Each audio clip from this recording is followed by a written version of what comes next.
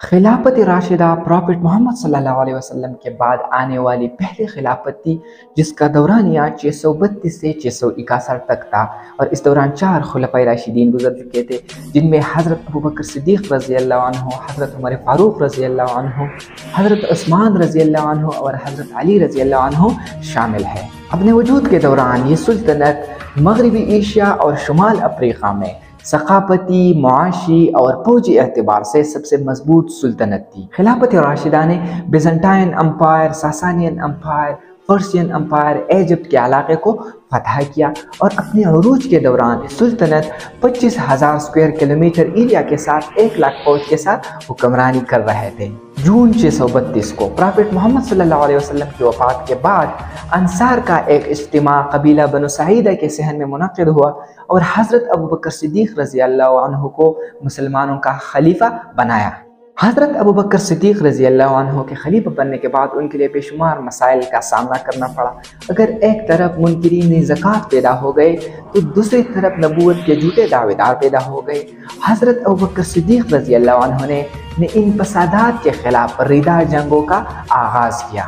हज़रत अबू बकर सिद्दीक़ ने अपनी फौज को दस्तों में तकसीम किया था और सबसे मजबूत दस्ते का कमांडर खालिद बिन वलीद था और बागियों के खिलाफ हज़रत खालिद बिन वलीद के दस्ते को इस्तेमाल करता था। हज़रत अबू बकर सिद्दीक़ रज़ी अल्लाह अन्हु के मंसूबे में सबसे पहले नजद और मगरबी अरब को साफ करना था और इसके बाद नजद और अल बहरैन के दरमियान मौजूद मालिक बिन नुवेरा की फौज को शिकस्त देना था और आखिर में यमामा में मौजूद मुसैलमा कज़्ज़ाब की फौज का खातिमा शामिल था।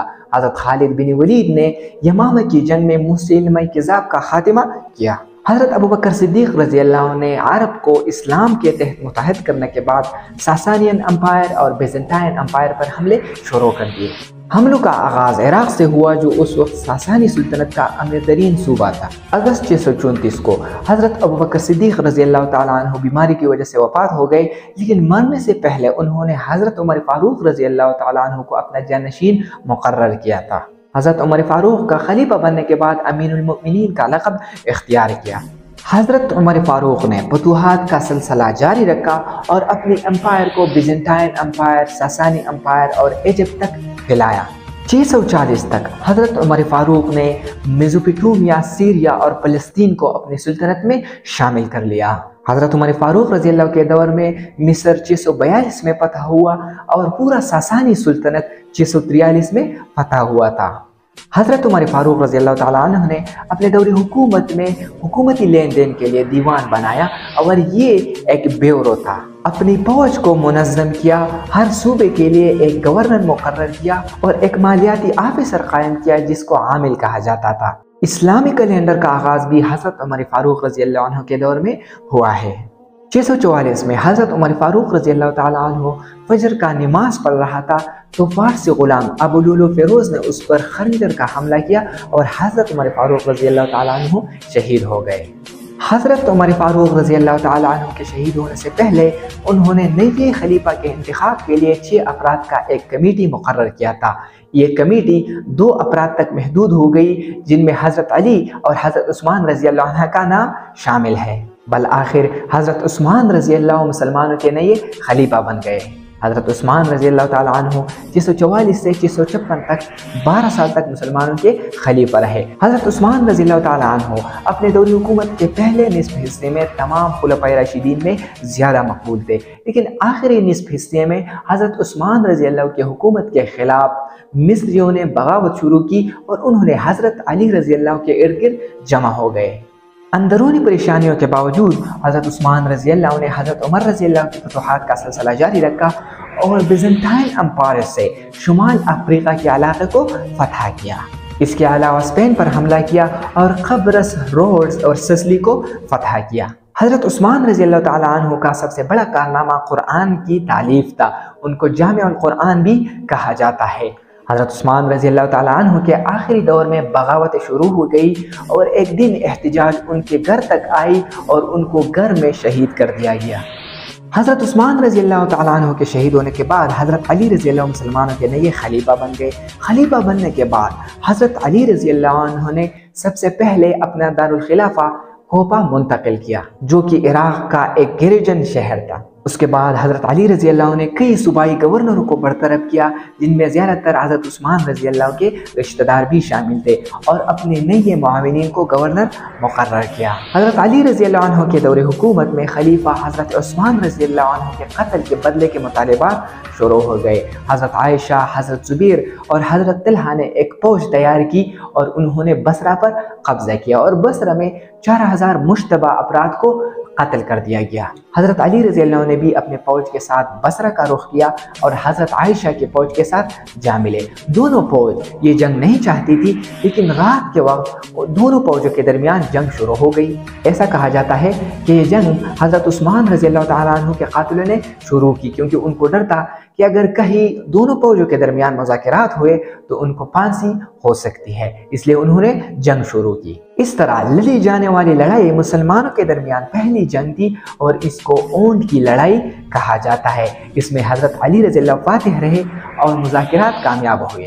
एक मरतबा फिर हज़रत अली रज़ी अल्लाह अन्हु के दौर हुकूमत में मुआविया की तरफ से हज़रत उस्मान रज़ी अल्लाह के कत्ल के बदला लेने की मुतालिबात शुरू हो गई, लेकिन ऐसा कहा जाता है कि ये हज़रत मुआविया की तरफ से खलीफा बनने की एक कोशिश थी। मुआविया के साथ हज़रत अली रज़ी अल्लाह ने जंगी सफ़ैन लड़ी और इसके बाद खवारिजियों के साथ हज़रत अली रज़ी अल्लाह ने जंगी नहरवान लड़ी। अंदरूनी बगावतों और रियासती सूबों में अवाम की हमायत की कोने की वजह से हज़रत अली रज़ी अल्लाह का अपने रियासत पर कंट्रोल कमज़ोर हो गया। सुल्तनत के बड़े हिस्से सुसली, शुमाल अफ्रीका, स्पेन और अनातोलिया बाहर के रियासतों के हाथों हार गए।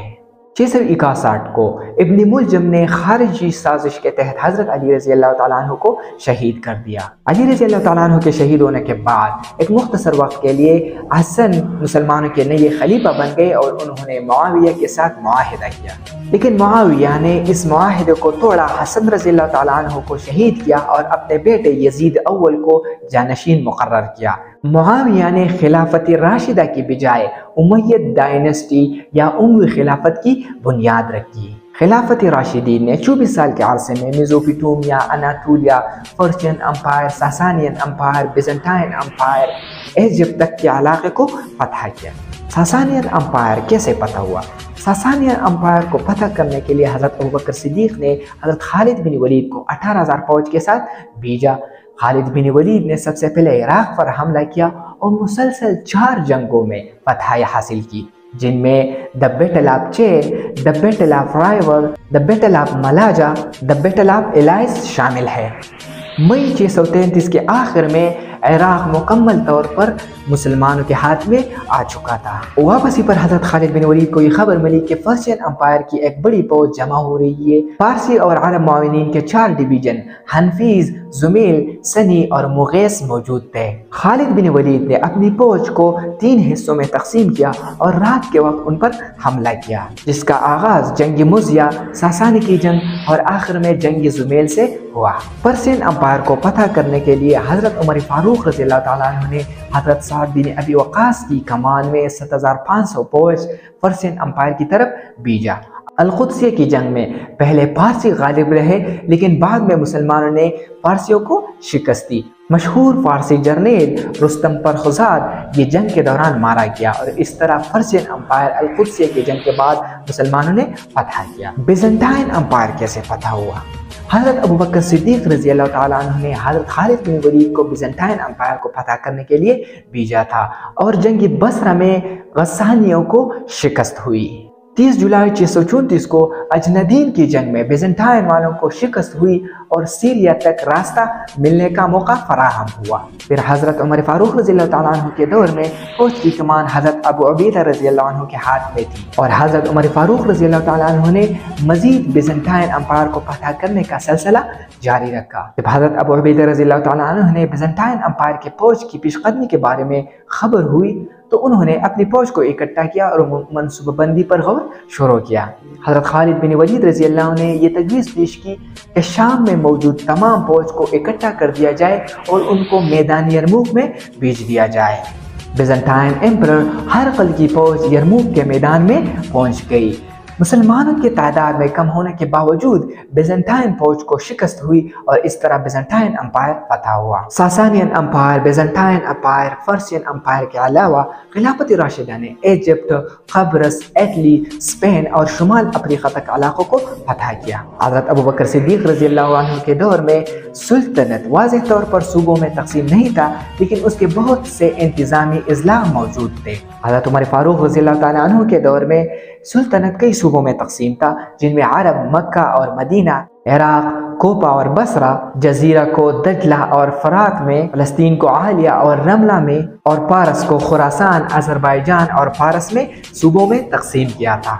हज़रत उस्मान रज़ियल्लाहु ताला अन्हु के दौर में रियासत को फिर मज़ीद 12 सूबों में तकसीम किया गया था और हर सूबे के लिए एक गवर्नर होता था। सूबाई सतह पर गवर्नरों के अलावा दीगर अफसरान में चीफ सेक्रेटरी, जिनको कातिब कहा जाता था, मिलिट्री सेक्रेटरी, जिनको कातिबुद दीवान कहा जाता था, रेवेन्यू कलेक्टर, जिनको साहिबुल खराज कहा जाता था, पुलिस चीफ को साहिबुल हदीस कहा जाता था, ट्रेजरी ऑफिस को साहिबी बैतुलमाल कहा जाता था और चीफ जज को कादी कहा जाता था। हज़रत अबू बकर सिद्दीक़ रज़ियल्लाहु अन्हु के दौर में रियासत मुआशी तौर पर कमज़ोर था, जबकि हज़रत उमर फारूक रज़ियल्लाहु अन्हु के दौर में महसूलात और दीगर ज़राए की वजह से रियासत खुशहाली की जानिब गामज़न था। हज़रत उमर रज़ियल्लाहु ताला अन्हु के दौर में अफसर की तकर्रुर के वक्त ये हलफ उठाना पड़ता कि वो तुर्क घोड़े पर सफ़र नहीं करेंगे, वो चिला हुआ आटा नहीं खाएंगे और उनके दरवाजे हमेशा आवाम के लिए खुले रहेंगे। खिलाफत राशिदा के मुआशी वसाइल का इन्हिसार ज़कात, खमस,